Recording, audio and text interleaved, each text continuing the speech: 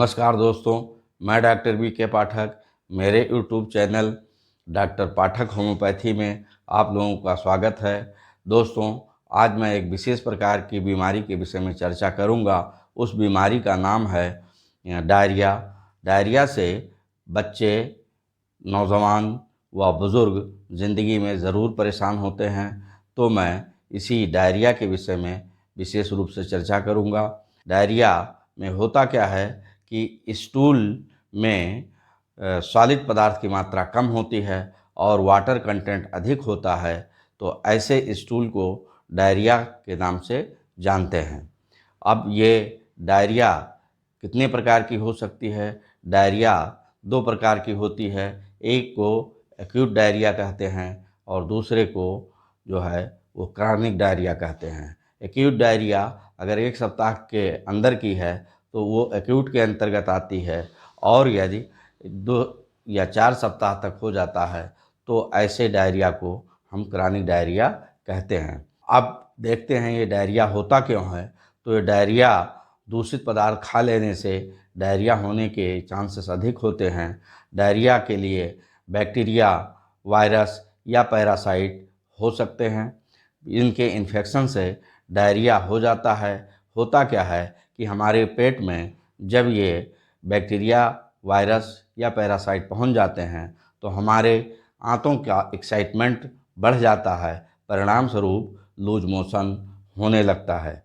कुछ अन्य कारण भी हैं, जैसे हम कोई एलोपैथिक एंटीबायोटिक दवा लेते हैं तब भी डायरिया हो जाता है, या हम अगर एंटासिड लेते हैं तब भी डायरिया होने के चांस होते हैं। अब अगली कड़ी में देखिए कि कुछ ऐसे पदार्थ भी होते हैं जिनको लेने के पश्चात डायरिया हो जाता है। जैसे हम गर्म दूध पी लें, या मिठाई खा लें, या किसी को रोटी से, आटे से एलर्जी होता है, किसी को जो है आलू से एलर्जी होता है। ऐसी स्थिति में हमको क्या करना है उसके विषय में बताऊंगा। करना क्या है कि आपको साफ़ सफाई रखना है, और यदि जिन पदार्थों से आपको एलर्जी है, अर्थात जैसे कोई दूध पी लेता है तो सुबह उसको लूज मोशन होने लगता है, ऐसे व्यक्ति दूध का इस्तेमाल न करें और अपने आसपास सफाई रखें। जैसे अगर नाली है तो नाली की साफ़ सफाई रखें, उसके अगल बगल चूना या ब्लीचिंग पाउडर का छिड़काव कर दिया करें। घर में भी सफाई रखें, जैसे ये बाथरूम में गंदगी ना हो और आपके टॉयलेट में गंदगी ना हो, उसको कायदे से साफ़ कर दिया करें और उसमें फिनाइल वगैरह का छिड़काव कर दिया करें। इससे आपको डायरिया से बचाव हो सकता है। अब दोस्तों, ये देखना है कि अगर डायरिया अधिक दिन तक होता रहता है तो व्यक्तियों में जल की मात्रा कम हो जाती है और इलेक्ट्रोलाइट कम हो जाता है, जिसके परिणाम स्वरूप व्यक्ति को कमज़ोरी आ जाती है, बीपी डाउन हो सकता है, व्यक्ति को चक्कर आ सकता है, गिर सकता है। इन सब से बचने के लिए जो है वो दुकानों में ORS जो है मिलता है, जिसे ला करके और उसको घोल करके और लगभग 1-1 घंटे पर 100-100 ml द्रव को पिलाते रहिए, जिससे डिहाइड्रेशन नहीं होगा। डिहाइड्रेशन हो जाने से शरीर में क्रैम्पिंग होने लगती है और व्यक्ति की मृत्यु भी हो सकती है। आइए देखिए, अगर आपके आसपास में दुकानें नहीं हैं तो मैं एक ऐसा नुस्खा बताऊंगा जिसको देने से डिहाइड्रेशन नहीं होगा। अगर डिहाइड्रेशन हो जाता है तो इन घोल द्वारा फिर हम रिहाइड्रेशन कर सकते हैं। रिहाइड्रेशन का मतलब होता है कि अगर शरीर में जल की मात्रा या इलेक्ट्रोलाइट की मात्रा कम हो गई है तो पुनः हम इसको इस घोल को दे करके जल की मात्रा और इलेक्ट्रोलाइट की मात्रा को पूरा कर सकते हैं। इसी क्रिया को रिहाइड्रेशन कहते हैं।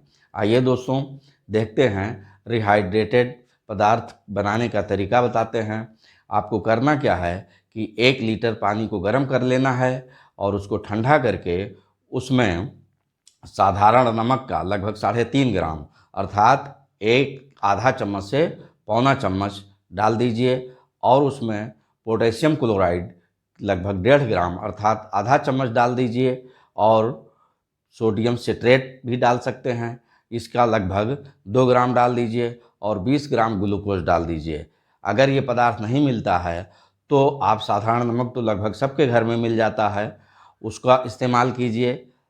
और अगर पोटेशियम क्लोराइड व सोडियम सिट्रेट नहीं मिलता है तो इसके जगह पर आप आधा नींबू इस्तेमाल कर सकते हैं। साधारण क्वालिटी का आधा नींबू आप ले लीजिए, उसको निचोड़ लीजिए और उसके जूस को 1 लीटर पानी में मिला दीजिए। और ग्लूकोज नहीं मिलता है तो उसके जगह पर आप लगभग 4 से 5 चम्मच चीनी डाल सकते हैं और ये घोल तैयार हो जाएगा। इसको आप हर घंटे पर लगभग 100 ml पिलाते रहिए और बीच बीच में गर्म पानी को भी पिलाते रहिए, तो इस डायरिया से बचा जा सकता है। अंत में मैं आपको कुछ महत्वपूर्ण होम्योपैथिक दवा बताऊंगा जिससे डायरिया पूर्ण रूप से ठीक हो जाएगी। पहली दवा है वो है आर्सेनिक एल्बम। ये उस समय दी जाती है जब व्यक्ति कोई दूषित पदार्थ खा लेता है और उसके पेट में जलन होने लगती है, उल्टी आने लगती है और लूज मोशन होने लगता है, तब आप आर्सेनिक एल्बम की जो है 2-2 बूंद सुबह दोपहर शाम दीजिए। और इसके साथ में दोस्तों याद रखिए कि यदि व्यक्ति घूंट-घूंट करके पानी पीता है, ज़बान अधिक सूखता है, तो यह दवा बिल्कुल जो है मरीज़ को ठीक कर देगी। अब दूसरी दवा है कि यदि व्यक्ति कोई मीठी चीज़ खा लेता है और तब उसको डायरिया हो जाता है, तो ऐसे केस में अर्जेंटम नाइटिगम 30 की 2-2 बूंद सुबह दोपहर शाम दीजिए तो डायरिया कंट्रोल हो जाएगी। कुछ ऐसे लोग होते हैं जो यदि दूध पी लें तो उनको डायरिया हो जाता है, तो ऐसे व्यक्तियों के लिए नट्रम कार्ब 30 बहुत ही मुफीद दवा है। 2-2 बूंद सुबह दोपहर शाम लेने से डायरिया ठीक हो जाएगी। दोस्तों, तीसरी होम्योपैथिक दवा है एलोज 30। यह उस समय दी जाती है जब पेट में गुड़गुड़ाहट अधिक होता है और स्टूल पास करने की अर्जेंसी होती है और यदि हवा खुलता है तो स्टूल भी निकल जाता है। ऐसी परिस्थिति में एलोज 30 का 2-2 बूंद सुबह दोपहर शाम देने से डायरिया बिल्कुल ठीक हो जाएगा। अगली दवा है चाइना 30। यदि व्यक्ति को स्टूल इतनी बार आ जाए कि वह बिल्कुल कमज़ोर हो जाए, शरीर नीला पड़ जाए, ठंडा पड़ जाए और अत्यधिक कमज़ोरी लगे, तो आप चाइना 30 की 2-2 बूंद सुबह दोपहर शाम दे दीजिए, मरीज़ बिल्कुल ठीक हो जाएगा। कुछ माताएं और बहनें ऐसी होती हैं जो यदि रात में गर्म दूध पी लें तो सुबह उनको डायरिया हो जाता है। उनके लिए सबसे अच्छी दवा है सीपिया 30। सीपिया 30 की 2-2 बूंद सुबह दोपहर शाम कुछ दिन तक ले लें तो यह बीमारी हमेशा हमेशा के लिए ठीक हो जाएगी। कुछ ऐसे व्यक्ति होते हैं जो दूषित पानी पी लेते हैं व तरबूज वगैरह खा लेते हैं तो उनको भी डायरिया हो जाता है। ऐसे व्यक्ति के लिए सबसे अच्छी दवा है जिंजीबर 6 पावर की। इसकी अगर 2-2 बूंद सुबह दोपहर शाम ले लें तो मरीज़ बिल्कुल ठीक हो जाएगा। और दोस्तों, अंत में मैं एक ऐसा मदर टिंचर बताऊंगा जिन व्यक्तियों को काफ़ी दिन से डायरिया की शिकायत है, डायरिया होने पर जो है म्यूकस अधिक आता है, उनके लिए सबसे अच्छी दवा है कुर्ची मदर टिंचर। इसको एंटी डेसेंटिका भी कहते हैं। इस मदर टिंचर का 10-10 बूंद गर्म पानी में सुबह दोपहर शाम लीजिए तो आपकी ये प्रॉब्लम जड़ से ठीक हो जाएगी। दोस्तों, अगर ये जानकारी आपको अच्छी लगी हो तो मेरे चैनल को सब्सक्राइब कीजिए, लाइक कीजिए और शेयर कीजिए। धन्यवाद।